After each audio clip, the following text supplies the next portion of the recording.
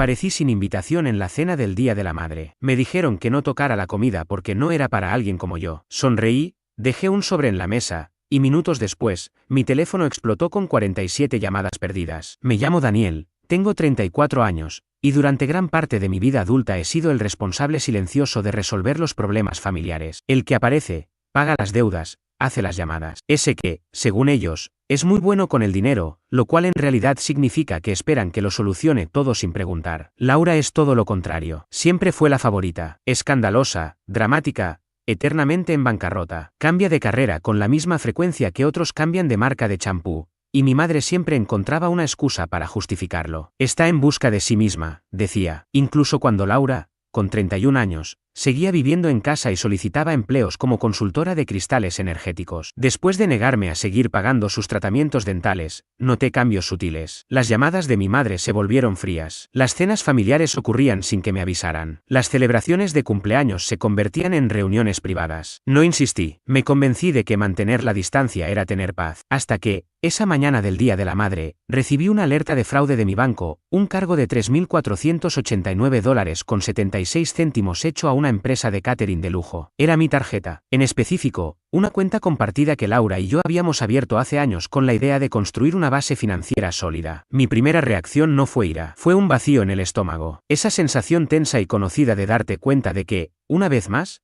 te usaron. Revisé el desglose del gasto. Todo estaba ahí. Carne Wagyu importada, chef privado, una arpista en vivo. Una arpista, literal. Tomé una decisión. Subí al coche y manejé los 40 minutos hasta la casa de mamá sin avisar a nadie. Al llegar, el camino de entrada estaba lleno. Reconocí todos los autos, el Audi de mi tío, el Jeep de mi primo, y el destartalado convertible de Laura que aún no se molestaba en poner a su nombre. Estacioné una cuadra más lejos, en parte porque no quería que me vieran llegar, y en parte porque ni siquiera sabía si iba a entrar. La puerta principal estaba abierta. Risas y música se derramaban por la casa como si fuera una copa rebalsada. Entré sin tocar. El salón parecía un salón de bodas, caminos dorados sobre las mesas, centros de mesa florales, e incluso un cartel falso de Brun del Día de la Madre con letras de imitación caligráfica. Todos estaban sentados, brindando con mimosas, comiendo bocadillos en bandejas de porcelana. Hasta que me vieron. Laura fue la primera en notar mi presencia. Su rostro se tensó entre la arrogancia y el desconcierto. Vaya, dijo en voz alta, acomodándose los rizos. No creí que fueras a venir. Mi madre se giró, parpadeó como si fuera un primo lejano al que no reconocía. Luego sonrió, una sonrisa que no alcanzó los ojos. Daniel, dijo con una voz empalagosa. Habrías avisado. No te esperábamos. Lo sé, respondí tranquilo, buscando con la mirada un lugar vacío en la mesa. Pero no hay ninguno. Pues ni se te ocurra tocar la comida, saltó Laura. Esto costó $3.500. Me esforcé muchísimo en organizar todo. La miré. De verdad la miré. Llevaba un vestido con lentejuelas y los mismos pendientes que había visto en un recibo que decía regalo para mamá, con opción a devolución si no le gustaba. Mi madre pareció notar algo en mi expresión y se apresuró a intervenir. Laura gastó mucho dinero en esto, Daniel. No es comida para quienes vienen sin avisar. Las palabras se quedaron en el aire. No es comida para alguien como tú. Asentí con lentitud, conteniendo la respiración. Laura giró los ojos y volvió a una conversación sobre aceite de trufa. Mamá regresó a su asiento, hizo señas para que alguien se moviera, pero no era para que yo me sentara. Saqué de mi abrigo un sobre grueso, sellado, con el nombre de mamá escrito en tinta dorada. Caminé hacia la mesa, lo coloqué en su silla sin tocar la vajilla fina. ¿Qué es eso?, preguntó sin mirarme. Algo que deberías abrir sentada, dije, y añadí con una media sonrisa. Disfruten al arpista. Salí de la casa sin mirar atrás. No fue hasta que llegué al coche, a 2 cuadras, que me detuve. Me temblaba la mano, no por nervios, sino por todo el autocontrol que me costó no explotar, lanzar algo o llorar. Me sentí diminuto en esa sala, como un intruso irrumpiendo en la cena de otra familia. Y entonces, el teléfono explotó. Una llamada, 2, 30 más en un minuto. Todas perdidas, de mamá, de Laura, de mi tío Roberto. Ahí supe que habían abierto el sobre. Adentro había una copia impresa del cargo fraudulento, una carta del banco confirmando la anulación, y un documento notarial que cerraba oficialmente la cuenta conjunta que alguna vez abrí con buena fe. Al final, una constancia de cancelación de todos los pagos mensuales que había estado cubriendo discretamente para mi madre durante los últimos 6 años. Ni siquiera había llegado a casa cuando el contador de llamadas perdidas alcanzó 47. Y todavía no habían sentido el verdadero golpe. No contesté ninguna, ni esa noche, ni después. Me quedé en mi apartamento, silencioso, limpio, minimalista, observando las llamadas llegar como una tormenta en la distancia. Primero mamá, luego Laura, y otra vez mamá. Mi tío Roberto intentó 2 veces. Incluso mi primo David, que alguna vez me dijo que era demasiado intenso por hablar de presupuestos durante unas vacaciones familiares, me envió un mensaje: tío, llámalos, ¿qué pasó? Pero nadie entendía. No era por el dinero. No, no realmente. Era por la facilidad con la que asumieron que yo siempre estaría ahí,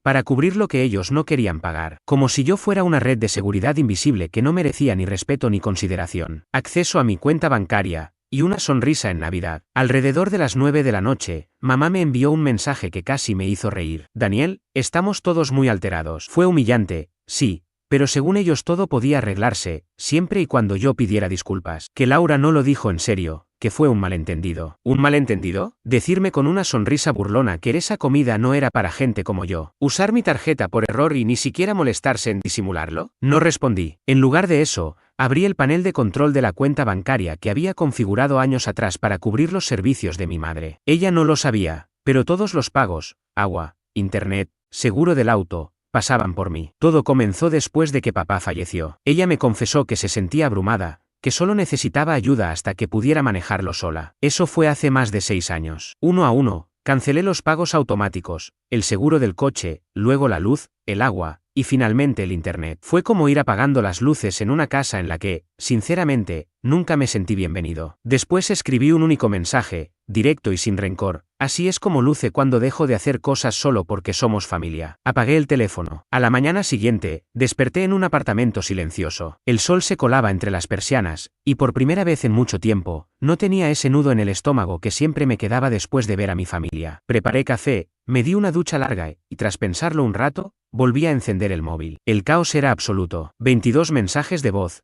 una lista interminable de notificaciones. La mayoría eran de mamá y Laura, cada vez más desesperadas. No puedes cancelar esas cosas así porque sí, afectas a todos. Esto es una tontería, te crié mejor que eso. Hoy me cortaron el agua, espero que estés orgulloso. Y finalmente, llamé al banco. Me dijeron que el cobro no se puede recuperar. Debería denunciarte por fraude. ¿Fraude? Me reí.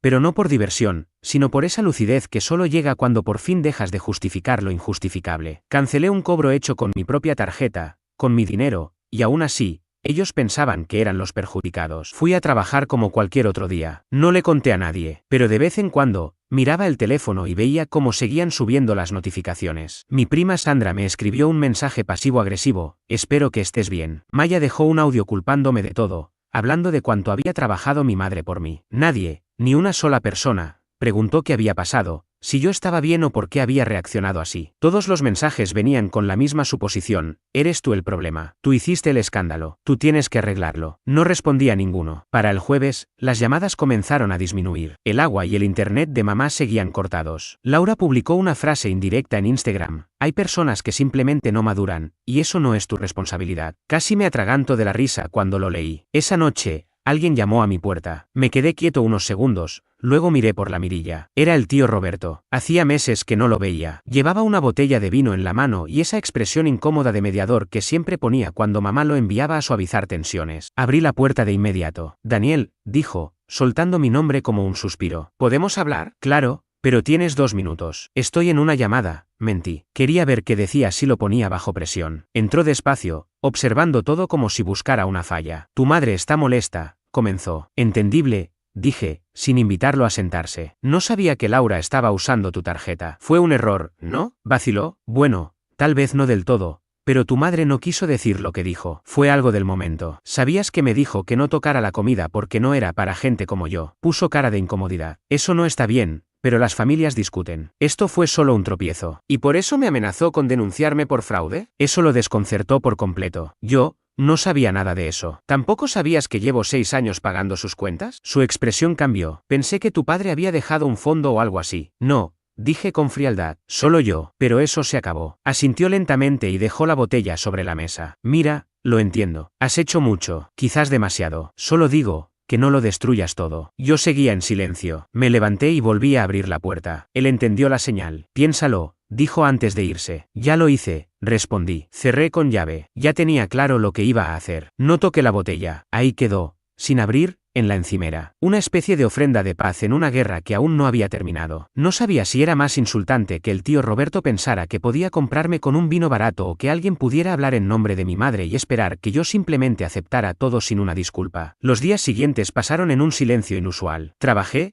salí a caminar, incluso visité una librería local y compré unos libros de bolsillo. No recibí llamadas ni mensajes, no porque se hubieran detenido, sino porque los bloqueé a todos. No lo hice por enojo, lo hice por fin. No lo hice por venganza, lo hice por paz. Ese sábado, me puse a revisar una carpeta vieja que guardaba al fondo del armario, una de esas carpetas de acordeón que uno deja olvidadas durante años. Al abrirla, me encontré con pruebas de todas las cosas que había hecho por mi familia desde que falleció papá. Había recibos de facturas médicas que pagué cuando Laura no tenía seguro, extractos bancarios que demostraban cómo cubrí servicios durante meses, correos con confirmaciones de reservas de hotel para reuniones familiares que nadie me reembolsó. Incluso tenía capturas de pantalla de un mensaje de mamá que decía: «Eres un salvavidas, Daniel. Solo esta vez, como siempre, solo esta vez». Eran decenas de documentos. Empecé a escanearlos uno por uno y los fui subiendo a una carpeta en la nube que llamé archivo. Al principio, no sabía bien para qué lo hacía. Tal vez solo quería recordarme a mí mismo que no estaba exagerando,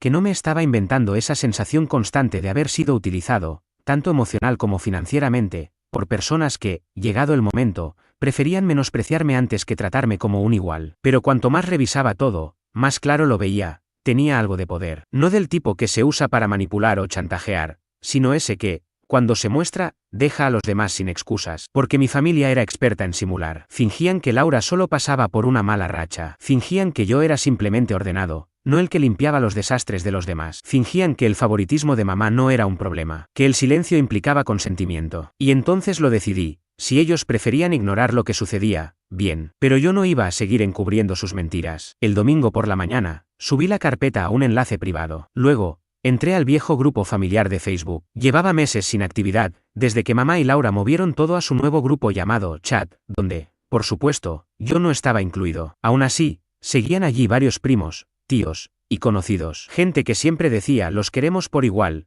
pero que miraba hacia otro lado cuando las cosas se torcían. Publiqué el enlace. Nada dramático, solo hechos. Hola a todos. Algunos han intentado comunicarse últimamente. Sé que ha habido confusión, así que quiero aclarar algunas cosas. En los últimos 6 años, he cubierto más de $40,000 en gastos médicos, colegiaturas, viajes y emergencias para mamá y Laura. Lo hice voluntariamente, sin pedir devolución. La semana pasada, Laura usó mi tarjeta sin permiso para organizar una cena de Día de la Madre que costó $3,500. Cuando llegué, me dijeron que no podía tocar la comida, que no era para gente como yo. Revertí el cargo, cancelé las cuentas, cerré los pagos automáticos que había estado manteniendo en silencio durante años. Si alguien quiere detalles, aquí tienen la documentación. No busco drama, solo transparencia. Me alejo de esta familia por mi salud mental. Les pido respeto. Pegué el enlace, cerré sesión y no volví a revisar las notificaciones. No hacía falta. El lunes por la mañana, me enteré de que el mensaje se había difundido. Mi prima Elsie me escribió por LinkedIn, de todos los lugares posibles. No tenía idea, Daniel. Lo siento muchísimo. Incluso mi tía mayor, Lorena, que llevaba 3 años sin dirigirme la palabra, me mandó un correo: «Siempre fuiste tan callado». Nunca lo vimos venir. Pero la señal más clara llegó esa noche,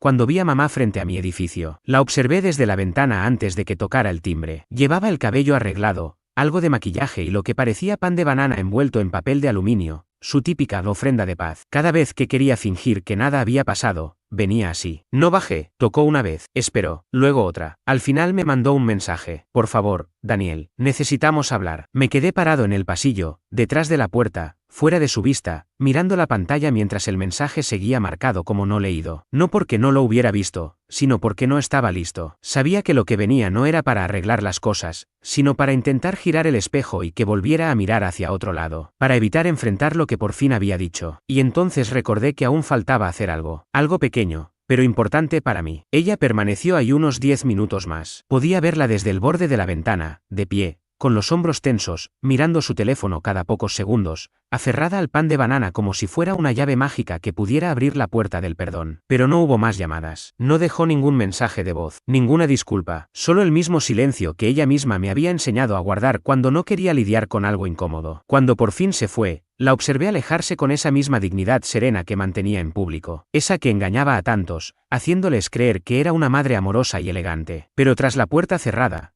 cuando nadie la veía, podía volverse fría. No cruel, sino vacía, en ese modo pasivo que duele más que un grito. Fue entonces cuando entendí que aún no lo había comprendido. Ese pan no era un gesto de reconciliación, era un botón de reinicio. Una forma de fingir que nada se había dicho. Que mi ausencia en las cenas, en los cumpleaños, en los encuentros, no era una decisión, sino un malentendido. Que no había pasado años sintiéndome un extraño en mi propia familia. Esperé a que desapareciera por completo del campo de visión y abrí la puerta. En el suelo, había un sobre pequeño. Debió habérsele caído. Lo recogí. Llevaba mi nombre escrito a mano, Daniel, en cursiva y con cuidado. Lo llevé adentro y lo abrí. Era una tarjeta. De esas de Hallmark, seguramente sobrante del Día de la Madre. En la portada decía, la familia significa estar siempre presente. Por dentro, había una nota breve. No te crié para ser tan rencoroso. Sea lo que sea, por favor, detente. Laura está alterada. Estoy avergonzada. Ya lo dijiste. Lo observé en silencio durante unos segundos. No hubo señales de reconocimiento, ni un intento de disculpa. Solo una incomodidad evidente, como si lo realmente ofensivo hubiese sido mi decisión de alejarme, y no todos los años de lealtad callada e inmerecida que habían dado por sentada, como si fuera parte del aire. Dejé la tarjeta sobre la mesa y me dirigí al armario. Todavía había algo pendiente, algo que había guardado durante años por un impulso que no sabría si llamar apego o simple obligación. Cuando mi padre falleció, heredé una pequeña caja de seguridad que contenía documentos importantes, certificados de nacimiento, fotografías antiguas de la familia y, sobre todo, una suma considerable en bonos de ahorro que él había destinado para dividir entre Laura y yo. En ese entonces, mamá insistió en que ella se encargaría de todo hasta que Laura estuviera preparada para manejar esa responsabilidad. Yo acepté porque confiaba en ella, pero, con el tiempo, ese acuerdo se desvaneció. Nadie volvió a mencionar los bonos. Yo los guardé en una caja fuerte, y Laura nunca volvió a hablar del tema. Hasta que, hace 2 años, intentó solicitar un préstamo personal y se lo negaron. Me llamó entre lágrimas, y luego, riéndose, me dijo, no pasa nada, estoy segura de que mamá todavía tiene esos bonos que papá me dejó. ¿Te acuerdas que me los prometió? No fue hasta ahora que caí en cuenta, los bonos siempre habían estado conmigo. Los saqué de la caja fuerte, los puse sobre la mesa y me quedé viéndolos un rato. Todos a mi nombre, todos intactos. En ese instante supe con claridad lo que tenía que hacer. Ese mismo viernes me reuní con un abogado. Se llamaba Raj, un tipo joven, metódico, que trabajaba en un despacho del centro. Escuchó mi historia sin asombro, como si ya hubiera oído cosas peores. Le mostré los documentos, los bonos, capturas de pantalla, todo. Le aclaré que no quería demandar a nadie. Solo quería dejar constancia oficial, un respaldo legal que reflejara todas las transferencias y pagos que había hecho durante años para mi madre y mi hermana. No pedía nada más. ¿Va a solicitar que le devuelvan el dinero?, preguntó. No, le respondí, pero quiero que quede claro que ellos podrían haber asumido esa responsabilidad. Él alzó una ceja y sonrió ligeramente. Entonces quiere un rastro documental. Exactamente. 2 semanas más tarde, tenía en mis manos los documentos terminados, firmados, notarizados, ordenados en carpetas formales. Una para mamá, otra para Laura y una última para mí. Cada una incluía los detalles de todos los pagos que había hecho por ellos, estados bancarios, suscripciones, deudas saldadas. Todo organizado, etiquetado, con fechas y códigos de transacción. Al final de cada carpeta había una carta formal. En ella declaraba que, si bien nunca tuve una obligación legal de cubrir sus gastos, había decidido suspender cualquier ayuda económica de forma inmediata. No solicitaba nada, no exigía firmas, solo lo notificaba. Envié ambas carpetas por correo certificado, con acuse de recibo. 3 días después llegaron. La reacción fue inmediata. Laura me llamó desde un número desconocido. ¿Esto es en serio?, gritó apenas respondí. ¿Qué es este abogado? ¿Estás intentando avergonzarme? Estoy dejando todo claro, respondí con calma. Por si vuelven las mentiras. Arruinaste el Día de la Madre. Me robaste. No dije nada más. Colgó. Esa noche, mamá también llamó. Dejé que fuera al buzón de voz. Me dejó un solo mensaje. Te has dejado muy claro contigo mismo. Espero que haya valido la pena. Sin disculpas, sin remordimiento. Solo unas pocas palabras que, curiosamente, fueron lo único que necesitaba escuchar. Desde entonces, no volví a hablar con ninguna de las dos. Los meses siguientes fueron extrañamente tranquilos. La noticia se fue esparciendo. Algunos familiares me llamaron para saber cómo estaba, pero no fueron muchos. Otros ni siquiera eso. Laura empezó a publicar frases vagas en redes sociales sobre alejarse de la energía tóxica. Mamá me eliminó de todos los documentos familiares compartidos, poderes notariales, contactos de emergencia, hasta una vieja cuenta grupal de Spotify que nadie usaba. Actualicé mi testamento. Hice un viaje. Me compré una cafetera expreso de segunda mano, preciosa, que llevaba años queriendo pero que siempre consideré un lujo innecesario. Y desde entonces, Cada mañana me preparo un café solo para mí, sin culpas, sin interrupciones, sin pedidos, sin que mi familia aparezca solo cuando necesitan una firma o una transferencia. No los bloqueé, pero tampoco dejé puertas abiertas. Y 6 meses más tarde, recibí una invitación de boda de Laura. ¿Entregada en mano? Para colmo, la abrí sin emoción. Adentro había una nota. Sé que las cosas se tensaron, pero aún deseo que mi único hermano esté allí. Estaba dirigida a Daniel y acompañante. Incluía el código de vestimenta, una lista de regalos sugeridos y un pequeño post-it que decía: PD, si aún conservas los bonos de ahorro, me encantaría usarlos para la luna de miel. Papá hubiera querido eso. Me reí tanto que casi se me cae la invitación de las manos. No respondí. En lugar de eso, escribí otro post-it. Papá hubiera querido que dejara de permitir que se aprovecharan de mí. Lo devolví en el mismo sobre en el que ella me lo envió. Sin regalo, sin ayuda, sin remordimientos. Solo paz, de la verdadera, la que nadie puede arrebatarte.